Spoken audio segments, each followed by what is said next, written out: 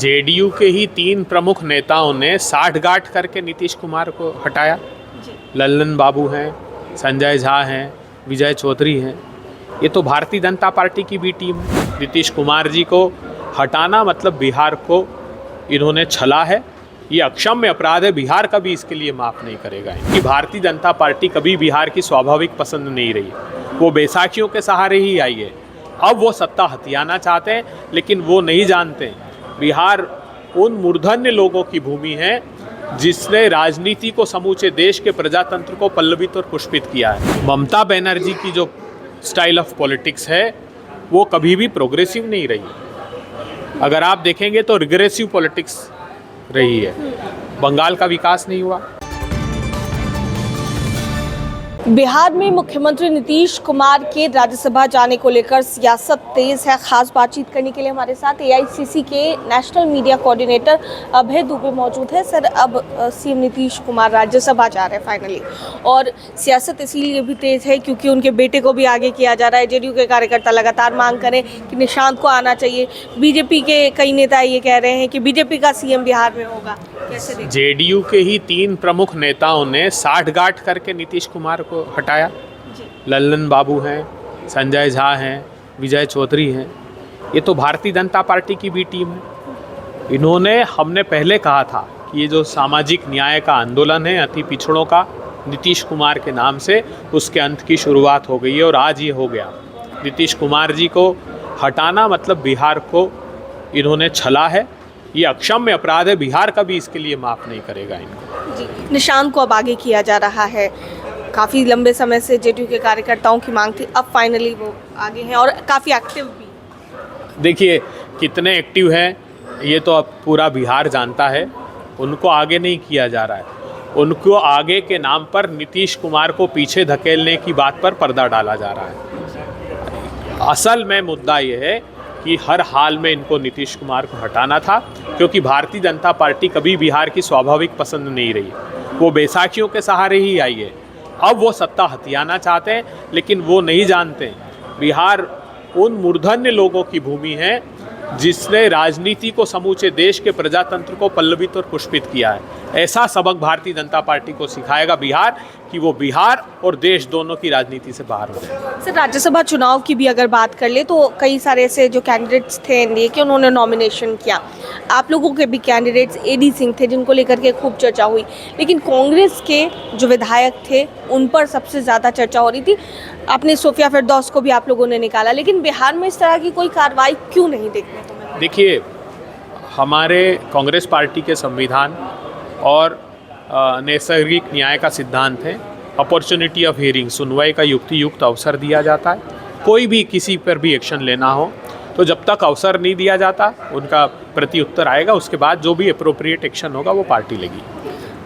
Gas की किल्लत बढ़ रही है। इसके अलावा अगर बात कर ली जाए, पेट्रोल की कीमतों में इजाफा देखने को मिला, लेकिन जिस तरीके से आगे बढ़ चढ़कर कांग्रेस को आना चाहिए, मतलब जो विपक्ष की भूमिका होती है, जिस तरीके से घेरना चाहिए सरकार को, कांग्रेस इतनी शांत क्यों पड़ी हुई है? सर, नहीं, हमने बिहार में तो आपने देखा प्रोटेस्ट हमने किया यहाँ, और कल पूरे बिहार प्रांत में प्रोटेस्ट है।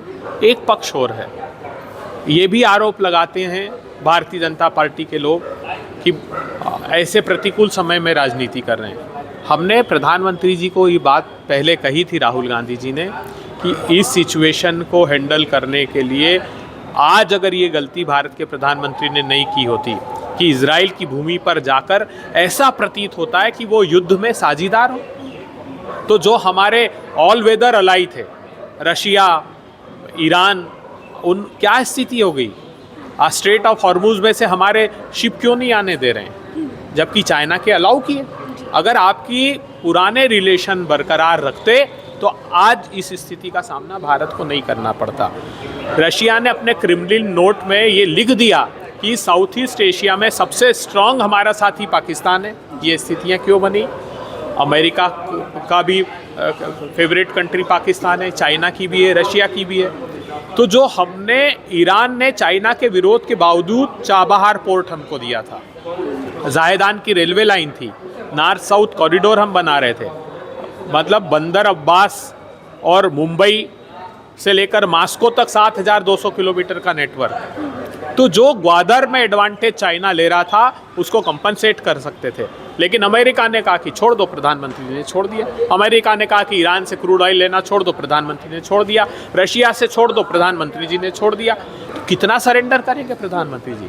स्ट्रेटेजिक ऑटोनॉमी को आघात पहुंचाया है, जिसका खामियाजा भारत को लंबे समय तक भुगतना पड़ेगा। सर, एक आखिरी सवाल है, कई राज्यों में चुनाव की घोषणा हो गई है और वेस्ट बंगाल की बात करें खास तौर पर, तो वहाँ पर कांग्रेस की क्या तैयारी? क्योंकि तृणमूल कांग्रेस अगर उसकी बात की जाए तो वो काफ़ी स्ट्रॉन्ग दिख रही है, लेकिन बीजेपी भी अपनी तैयारी पूरी तरीके से अपनी कमर कस करके बैठी है। देखिए, भारतीय जनता पार्टी की तैयारियों का हाल ये है कि उनके पास एक ही मुद्दा है, सांप्रदायिक ध्रुवीकरण।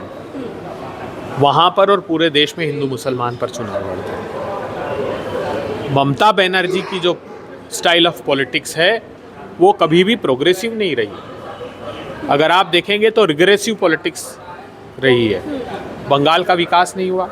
बंगाल को उठाकर देख लीजिए, आज़ादी के बाद के जो 30 साल कांग्रेस पार्टी की सरकार थी वो स्वर्णिम कार्यकाल माना जाता है।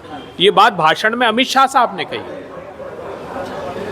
तो बंगाल की जनता अपेक्षा कर रही है कि वो स्वर्णिम युग फिर से बंगाल का आए और हम पूरी दृढ़ता से बंगाल के विकास के लिए चुनाव लड़ें। लेकिन ममता बनर्जी भी तो आप लोगों की सहयोगी है ना सर, विपक्ष में, विपक्षी नहीं, विपक्ष की सहयोगी। आज बिहार वेस्ट बंगाल की प्रगति का प्रश्न है, तो कांग्रेस पार्टी बिहार वेस्ट बंगाल की प्रगति के साथ रहना चाहती है। वो व्यक्तिवादी राजनीति नहीं करती। हमने देखा है कि दोनों ही राजनीतिक दलों ने वेस्ट बंगाल का नुकसान किया। हम अपने बलबूते पर वहाँ चुनाव लड़ेंगे और हमें उम्मीद है कि बंगाल की जनता अच्छा प्रतिसाद इंडिपेंडेंटली वहाँ चुनाव लड़ने की। हाँ, वो पार्टी अंततः निर्णय लेगी।